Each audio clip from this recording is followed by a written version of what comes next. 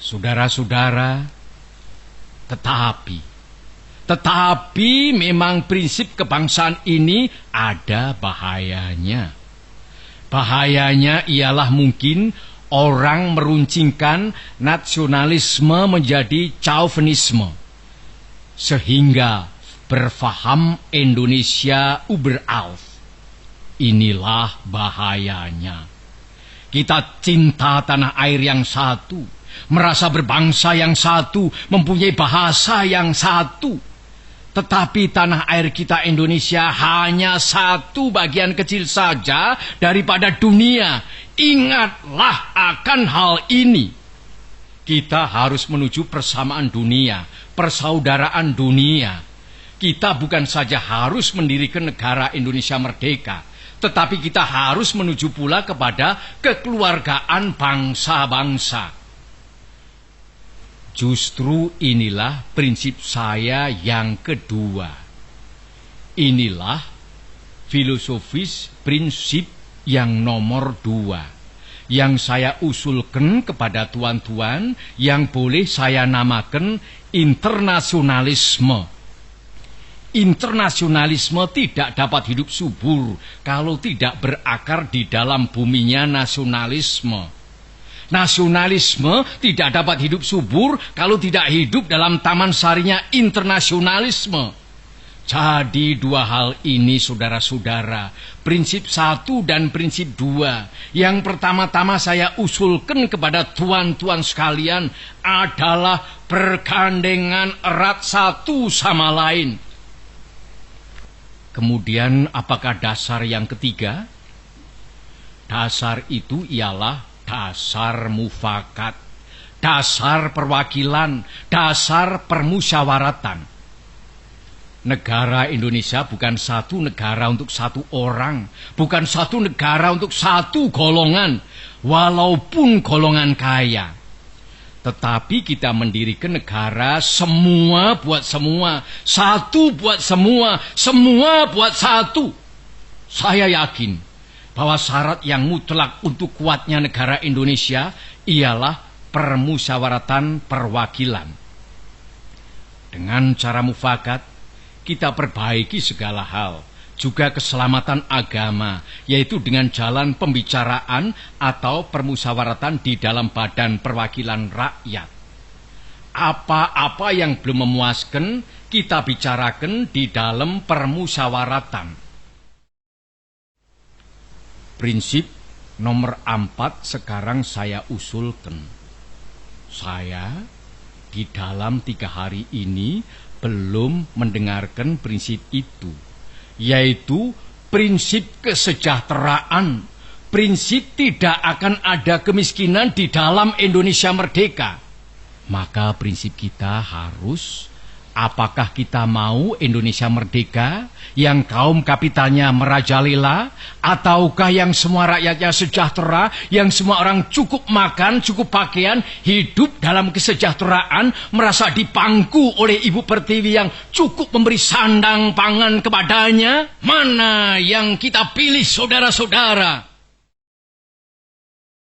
Kita sudah lihat di negara-negara Eropa adalah badan perwakilan, adalah parlementer demokrasi. Tetapi tidakkah di Eropa justru kaum kapitalis merajalela?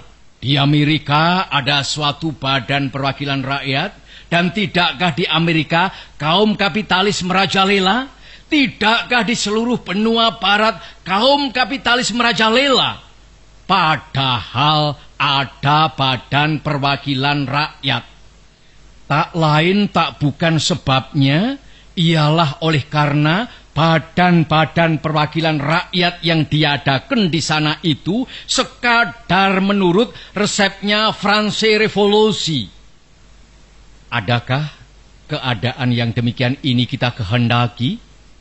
Saudara-saudara, saya usulkan, kalau kita mencari demokrasi, hendaknya bukan demokrasi barat, tetapi permusyawaratan yang memberi hidup, yakni politik ekonomisme demokrasi yang mampu mendatangkan kesejahteraan sosial, yaitu bukan saja persamaan politik, saudara-saudara, tetapi pun di atas lapangan ekonomi kita harus mengadakan persamaan, artinya kesejahteraan bersama yang sebaik-baiknya. Saudara-saudara, apakah prinsip yang kelima? Saya telah mengemukakan 4 prinsip. 1. Kebangsaan Indonesia. 2. Internasionalisme atau berkemanusiaan. 3. Mufakat atau demokrasi. 4. Kesejahteraan sosial. Prinsip yang kelima hendaknya menyusun Indonesia merdeka dengan bertakwa kepada Tuhan Yang Maha Esa. Prinsip ketuhanan bukan saja bangsa Indonesia bertuhan, tetapi masing-masing orang Indonesia hendaknya bertuhan. Tuhannya sendiri. Yang Kristen menyembah Tuhan menurut petunjuk Isa Al-Masih, yang Islam menurut petunjuk Nabi Muhammad Sallallahu Alaihi Wasallam, orang Buddha menjalankan ibadatnya menurut kitab-kitab yang ada padanya. Tetapi marilah kita semuanya bertuhan. Hendaknya negara Indonesia ialah negara yang tiap-tiap orangnya dapat menyembah Tuhannya dengan cara yang leluasa. Segenap rakyat hendaknya bertuhan secara kebudayaan, yakni dengan tiada egoisme agama. Dan hendaknya negara Indonesia satu negara yang bertuhan. Marilah kita amalkan, jalankan agama baik Islam maupun Kristen dengan cara yang berkeadaban. Apakah cara yang berkeadaban itu? Ialah hormat menghormati satu sama lain. Marilah kita di dalam Indonesia merdeka yang kita susun ini sesuai dengan itu, menyatakan bahwa prinsip kelima daripada negara kita ialah ketuhanan yang berkebudayaan, ketuhanan yang berbudi pekerti yang luhur, ketuhanan yang hormat menghormati satu sama lain. Hatiku akan berpesta raya jikalau saudara-saudara menyetujui bahwa negara Indonesia merdeka berasaskan ketuhanan yang Maha Esa. Saudara-saudara, dasar-dasar negara telah saya usulkan. 5 bilangannya. Inikah Pancadharma? Bukan. Nama Pancadharma tidak tepat di sini. Dharma berarti kewajiban. Sedang kita membicarakan dasar. Saya senang kepada simbolik. Simbolik angka pula. Rukun Islam 5 jumlahnya. Jari kita 5 setangan. Kita mempunyai panca indera. Apalagi yang 5 bilangannya? Pendawa 5.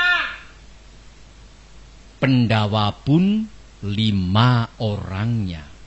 Sekarang banyaknya prinsip kebangsaan, internasionalisme, mufakat, kesejahteraan, dan ketuhanan, 5 pula bilangannya. Namanya bukan Pancadharma, tetapi saya namakan ini dengan petunjuk seorang teman kita ahli bahasa. Namanya ialah Pancasila. Sila artinya azas atau dasar. Dan di atas kelima dasar itulah kita mendirikan negara Indonesia kekal dan abadi.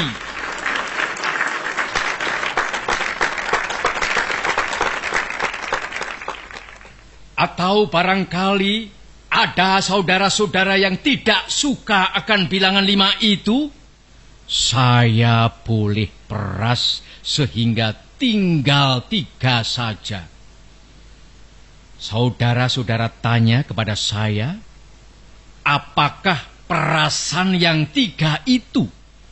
Berpuluh-puluh tahun sudah saya pikirkan dia. Ialah dasar-dasarnya Indonesia merdeka. Weltan saung kita. 2 dasar yang pertama, kebangsaan dan internasionalisme. Kebangsaan dan peri kemanusiaan. Saya peras menjadi satu. Itulah yang dahulu saya namakan sosionasionalisme. Dan demokrasi yang bukan demokrasi barat, tetapi politik ekonomisme demokrasi, yaitu politik demokrasi dengan sosial rechtvaardigheid, demokrasi dengan kesejahteraan. Saya peraskan pula menjadi satu. Inilah yang dulu saya namakan sosiodemokrasi. Tinggal lagi ketuhanan yang menghormati satu sama lain. Jadi, yang asalnya 5 itu telah menjadi 3. Sosionasionalisme, sosiodemokrasi, dan ketuhanan. Jikalau Tuhan senang kepada simbolik 3, ambillah cara 3 ini. Tetapi barangkali tidak semua tuan-tuan senang kepada trisila ini dan minta satu dasar saja. Baiklah, saya jadikan 1. Saya kumpulkan lagi menjadi 1. Apakah yang 1 itu? Sebagai tadi telah saya katakan, kita mendirikan negara Indonesia yang kita semua harus mendukungnya. Semua buat semua.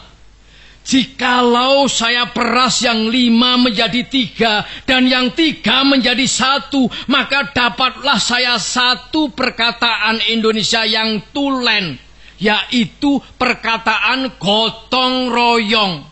Negara Indonesia yang kita dirikan haruslah negara gotong royong. Alangkah hebatnya negara gotong royong.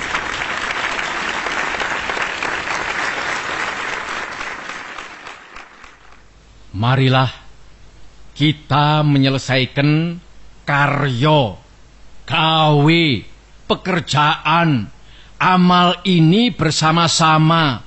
Gotong royong adalah pembantingan tulang bersama, pemerasan keringat bersama, perjuangan bantu pinantu bersama, amal semua buat kepentingan semua, keringat semua buat kebahagiaan semua, holopis kontol baris buat kepentingan bersama. Itulah gotong royong.